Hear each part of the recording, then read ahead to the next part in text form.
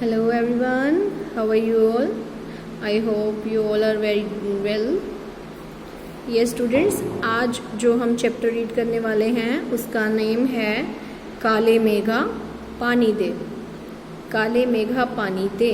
Yes, इसको लिखा है धर्मवीर भारती ने। धर्मवीर भारती जो इसके रचयिता हैं।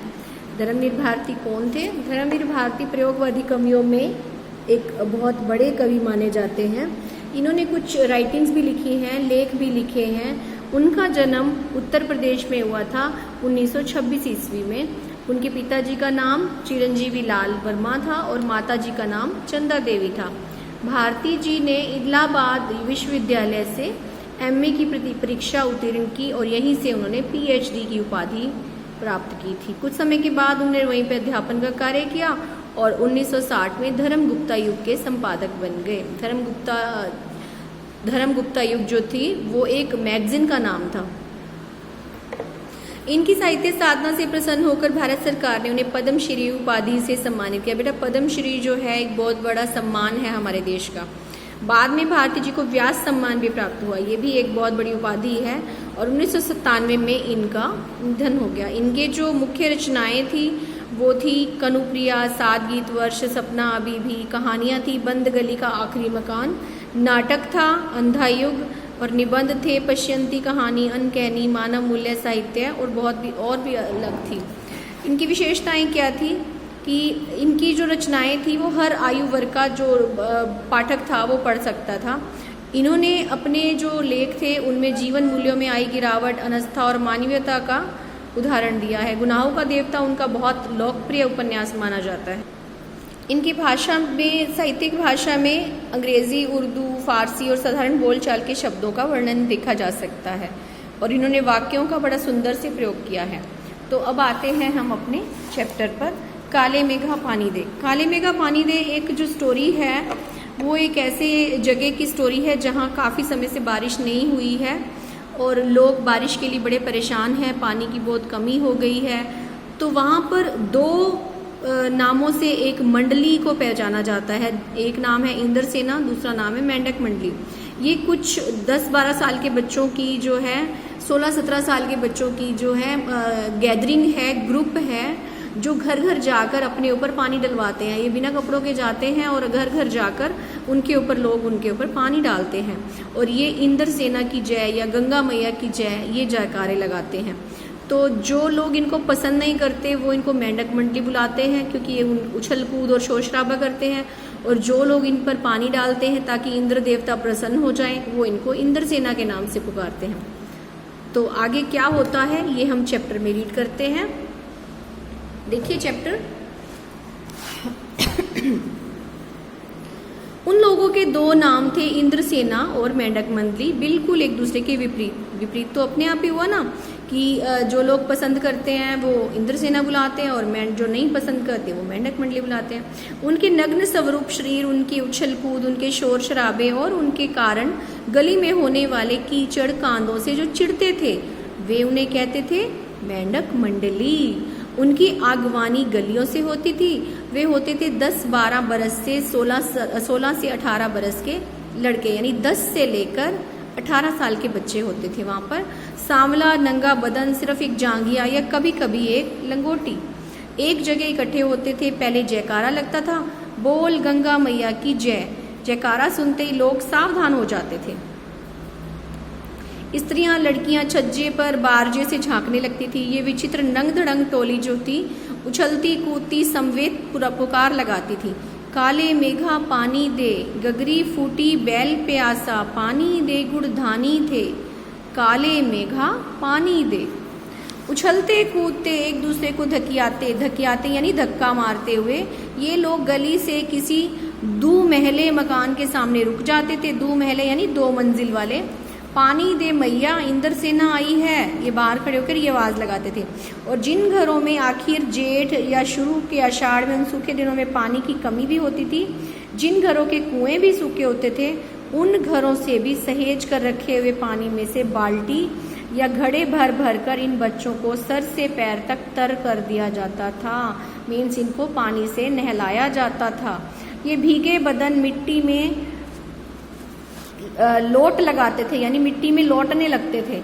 जैसे उनका जब उनके ऊपर लोग पानी डाल देते थे तो उसके बाद वो क्या करते थे, मिट्टी में लौटने लगते थे। पानी फेंकने से पैदा हुए कीचड़ में लथपथ हो जाते थे। हाथ पांव बदन मुंह पेट सब गंदा कीचड़ मल कर फिर हाँक लगाते, बोल गंगा मैया की जय, और फिर मंडली बांधकर उछलते कूदते अगले घर की ओर चल पड़ते। बादलों को टेरते, काले मेघा पानी दे, यानी बादलों को आवाज लगाते थे, हे काले मेघा हमें पानी दे। वे सचमुच ऐसे दिन होते थे जब गली मोहल्ला गांव शहर हर जगह लोग गर्मी में भुन भुन कर त्राहिमाम कर रहे होते। त्राहिमाम मीन्स हाय हाय कर रहे होते, लोग चीख पुकार कर रहे होते। जेठ के 10 सतपा बीत कर आषाढ़ का पहला पखवाड़ा भी बीत चुका था। पखवाड़ा होते 15 दिन, और क्षितिज पर कहीं बादल की रेख भी नहीं दिखाई देती। अब आषाढ़ महीना आ गया तो वहां पर बादल बहुत होते हैं। कुएं सूखने लगते, नलों में एक तो बहुत कम पानी आता, और आता भी तो आधी रात को मानो खोलता हुआ पानी हो। यानी जब पानी की कमी होती है ना, पानी जब थोड़ा थोड़ा आता है तो बिल्कुल थोड़ा थोड़ा आता है और गर्म होता है वो पानी, तो ऐसा लगता है जैसे कि खोलता हुआ पानी हो। शहरों की तुलना में गांव में हालत और भी खराब होती थी। जहाँ जुताई होनी चाहिए वहाँ खेतों में मिट्टी सूखकर पत्थर हो जाती, फिर उसमें पपड़ी पड़कर जमीन फटने लगती। लू ऐसी कि चलते चलते आदमी आधे रास्ते में लू खाकर गिर पड़े। मतलब इतनी गर्म हवा चलती है, तेज लू होती गर्मी में कि आदमी चक्कर खाकर गिर पड़े। ढोर डंगर प्यास के मारे मरने लगते, यानी जानवर, ढोर डंगर मीन्स जानवर पानी के मारे प्यास के मारे मरने लगते। लेकिन बारिश का कहीं नाम निशान नहीं। ऐसे में पूजा पाठ और कथा विधान सब करके लोग जब हार जाते तब अंतिम उपाय के रूप में निकलती है इंद्र सेना। जब उनके पास कोई उपाय नहीं होता था फिर ये सेना निकलती थी। वर्षा के बादलों के स्वामी हैं इंद्र, और इंद्र की सेना टोली बांधकर कीचड़ में लथपथ निकलती, पुकारते हुए मेघों को, पानी मांगते हुए प्यासे गले और सूखे खेतों के लिए। पानी की आशा पर तो मानो सारा जीवन टिक गया हो। बस एक बात मेरी समझ में नहीं आती थी कि जब चारों ओर पानी की इतनी कमी है तो लोग घर में इतनी कठिनाई से इकट्ठा करके रखा हुआ पानी बाल्टी भर भर कर इनके ऊपर क्यों फेंकते हैं। अभी लेखक सोचे जब पहले से पानी की इतनी कमी है तो इनके ऊपर लोग पानी भर भर कर क्यों फेंकते हैं, जो इतनी मुश्किल से उन्होंने इकट्ठा किया पानी, तो इस तरह से बर्बाद क्यों करते हैं।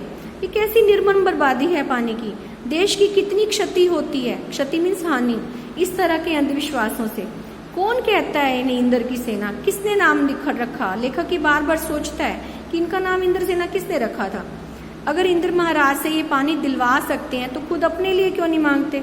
ये भी बात सही है कि अगर ये इतने सक्षम हैं कि इंद्र देवता इनकी बात मानते हैं तो ये खुद अपने लिए भी तो मांग सकते हैं ना पानी।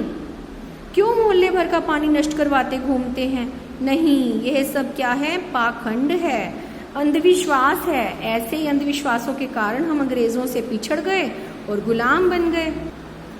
फिर आगे लेखक कहता है, मैं असल में था तो इन्हीं मेंढक मंडली वालों की उम्र का, पर कुछ तो बचपन के आर्य समाजी संस्कार थे और एक कुमार सुधार सभा कायम हुई थी जिसका उपमंत्री बना दिया गया था।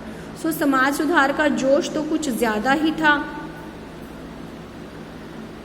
अंधविश्वासों के खिलाफ तो तरकश में तीर रखकर ही घूमता रहता था। मतलब जहां मुझे अंधविश्वास दिखते थे मैं उस पर अपने तीर चला देता था, यानी मैं अपने कटाक्ष करता था।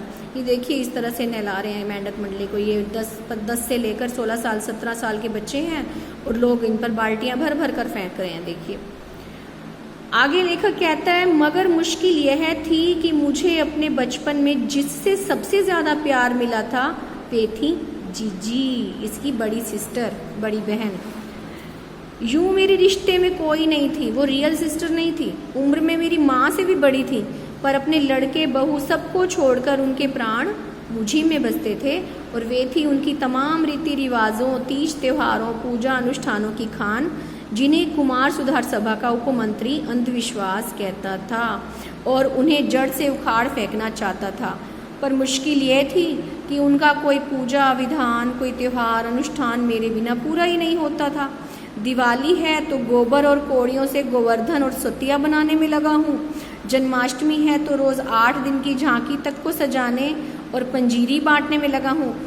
और छठ है, छठ पूजा होती है, तो छोटी रंगीन कुल्लियों से भूजा भर रहा हूँ। मतलब कोई भी त्यौहार है तो उसकी सारी तैयारियाँ जो है मैं करता हूँ। किसी में भुना चना, किसी में भुनी मटर, किसी में भुने अरवा चावल और किसी में भुना गेहूँ। जीजी यह सब मेरे हाथों से ही कराती थी ताकि उनका पुण्य मुझे मिले। ये भी उनको विश्वास था कि अगर वो त्यौहार की तैयारी करते हैं तो उसका पुण्य मिलता है, तो इसलिए वो सब अपने भाई से करवाती थी तो ताकि उसका पुण्य उसे मिले, यानी केवल मुझे, केवल लेखक को।